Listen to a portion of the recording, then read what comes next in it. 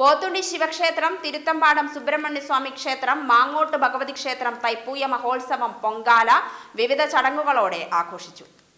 കാലത്ത് ഗണപതി ഹോമത്തോടെ ചടങ്ങുകൾ തുടങ്ങി. വൈകിട്ട് പോത്തുണ്ടി ശിവക്ഷേത്രത്തിൽ നിന്നും തിരുത്തമ്പാടം സുബ്രഹ്മണ്യസ്വാമി ക്ഷേത്രത്തിലേക്ക് തേരെഴുന്നള്ളത്ത് ആരംഭിച്ചു. പാണ്ടിമേളം എഴുന്നള്ളത്തിന് അകമ്പടിയായി.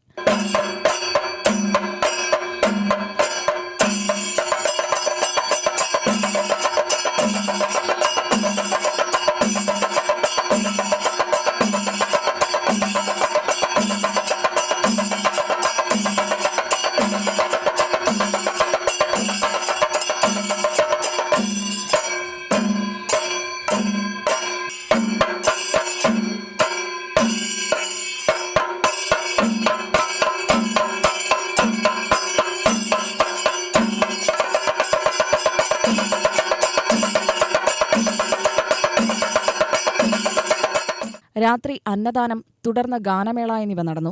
ശേഷം ബാലെ അരങ്ങേറി.